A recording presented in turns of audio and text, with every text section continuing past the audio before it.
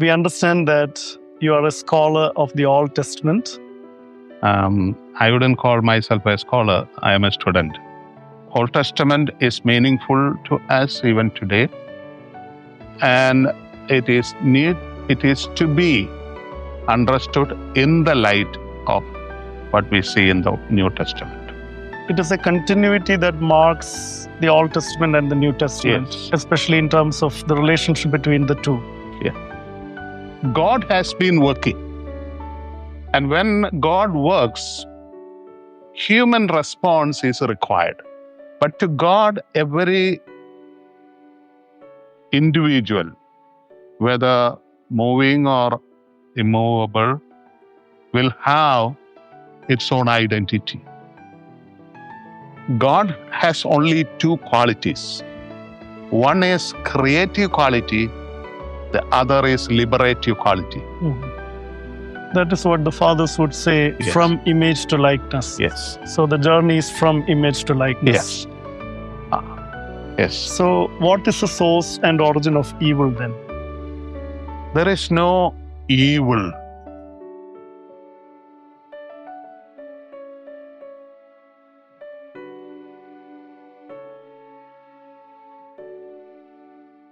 Good evening, Tirumeni. Good evening.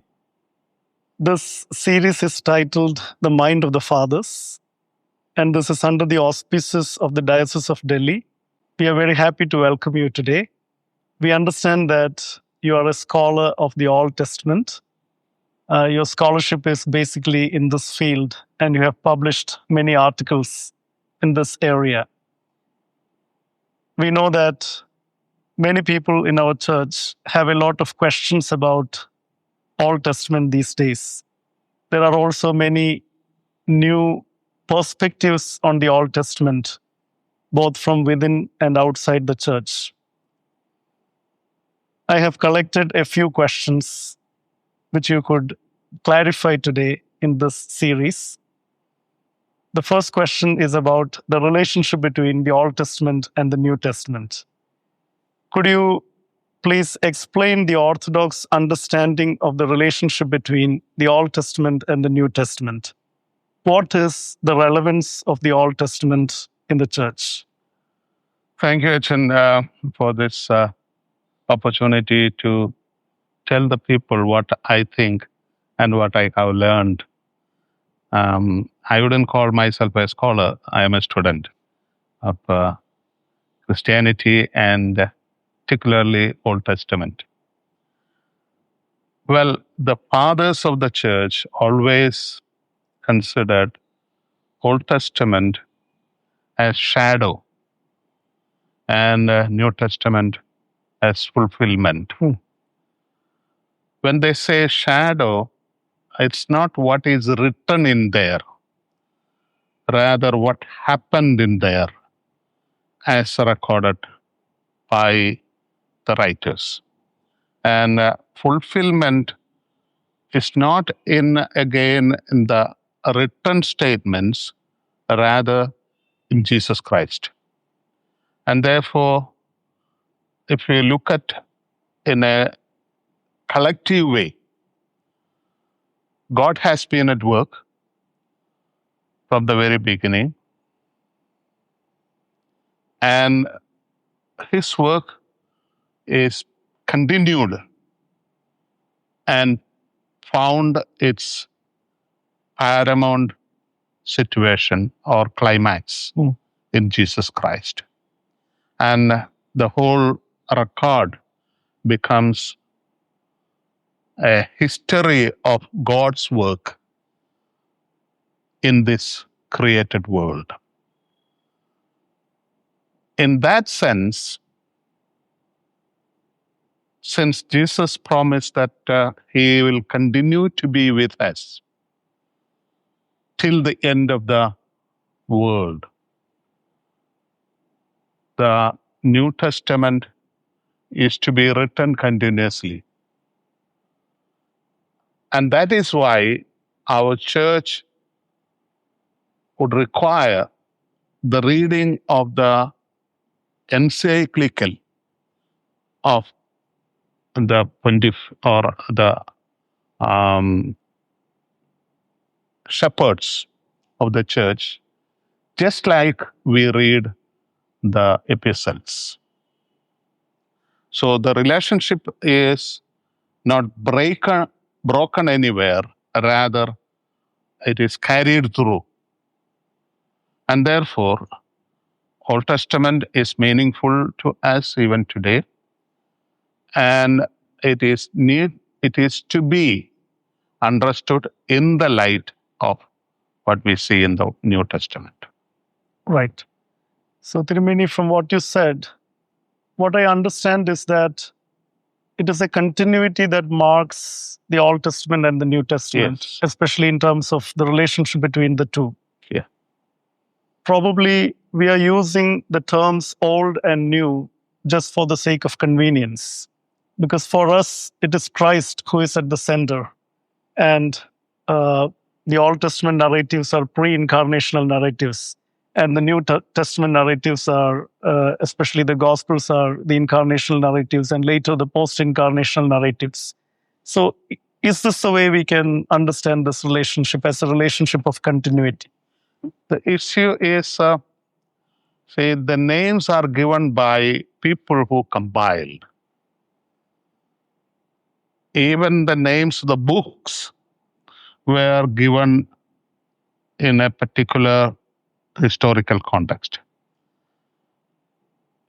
The old is not old. Many of the things are, rather, everything in there is relevant even today. The New Testament is not completely new.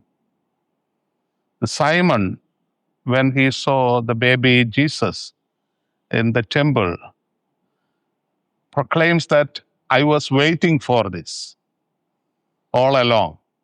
So what we see in there is not new in its absolute sense. Rather, it is that day's testimony that we see. And therefore, that day will continue to be today, ever since, or everlastingly. Thank you, Tirumeni. Another important question that many people have about the Old Testament is, what is the perspective of the church on the violence that we see in the Old Testament narratives? As I said earlier, say, God has been working. And when God works, human response is required. Right. Right from the beginning, human response has not been up to the expectation God placed on human. To start with, in the Garden of Eden, God created everything and put human in a position which will be responsible to look after the system. That's not what human did. Human violated the identity and integrity of a tree. Probably for a human mind, it's so simple. After all, it's a fruit. Why should it be so big a thing? But to God, every individual, whether moving or immovable, will have its own identity. Human violated that identity, which was not expected by God. And therefore, human has to suffer the consequence. To the old mind, which we see in Old Testament, I wouldn't usually call it Old Testament. It's a Tanakh for Nevi'im and Ketubim, which are the names given by the Hebrew people. Three divisions. So the events in the Old Testament were seen by people as God initiated. Mhm. Whereas we have to distinguish between God initiated events and human error. Now, this is the word our fathers would use. They would use sin, Mhm. the error, a childish error, sometimes our fathers say, will have its consequence. But a mind that was set on God, we can see that only as a work of God. Mhm. Whereas now we can think why Adam and Eve had to come out of the garden. We can say because of what they did. Even that is attributed on God. Mhm. God sent them out. So the evil we see in the Tanakh or Old Testament are the result of human lack of ability or response or readiness to participate with God according to God's plan. Mhm. In God, there is no evil. God has only two qualities. One is creative quality, the other is liberative quality. Mhm. He has no destructive quality, primarily because what God created should be good and cannot be destroyed. Mhm. If something is destroyed, that destruction comes from human attempt to destroy it. So what we see in Old Testament as punishment or catastrophe or anything that of unhappy becomes a response to human act of no participation with God. Thank you, Tirumeni. Actually, when we look at these destructive images which are used in these texts, can we understand these as projections of human imperfections? Well, say yes and no. The question would be, what do you mean by human imperfection? God created everything perfect, but perfect not at the time of creation. Rather, it has to grow to perfection. Right. And that is why our fathers would say a childish act of human in the Garden of Eden. Mhm. When God created human, it was in a childish state. Mhm. They had to grow up in the company of God and in the fellowship of everything that was created. That is what the fathers would say, Yes. from image to likeness. Yes. So the journey is from image to likeness. Yes. A perfect shape of that can only be seen in Jesus Christ. Right. He was fully human and fully divine. But for us, we are continuously growing. Mhm. And therefore, anything that we may do cannot be claimed as perfect. Right. So this leads to my next question, Tirumeni. So you said that God created everything good. Yes. So what is the source and origin of evil then? There is no evil in the sense that we say. This is a creation of the Western world, Right. a dichotomy, dualism. That's a creation of the Western mind. Christianity started not in the West, in the East. And therefore, we need to understand the Eastern mind that created this Tanakh or Christian literature. Right. In the East, there is absolutely no evil. Rather, it is a situation of setback during the process of growth. Right. A child which is trying to walk will fall down initially, and it will cry. Sometimes it would hurt its knees or hand or whatever body part. But that is not final. And it is in that context God again would intervene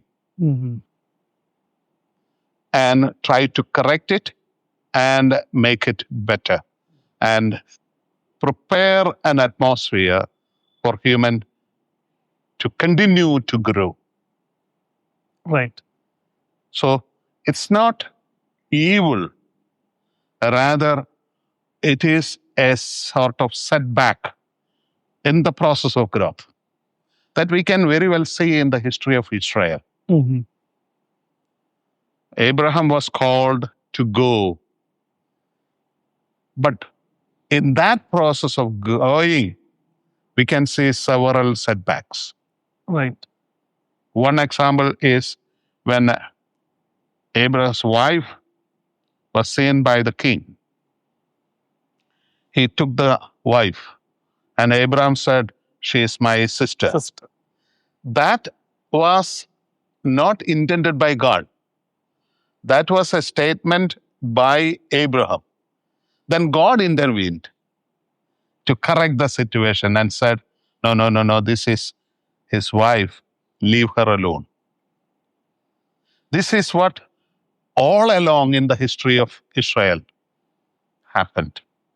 So it's not evil, rather it's a setback in the process. So the way we understand evil in that sense is privation of good, or is it corruption of goodness? See, again, the words that we use may not explain everything that really intended of. See, you walk and thinking about something, you stumble. And that is when somebody comes and holds you up.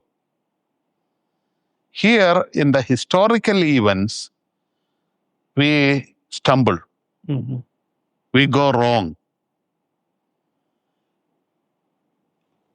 In the Western terminology, you may call it evil, but it's not an evil, rather a setback. And then that is when God intervenes.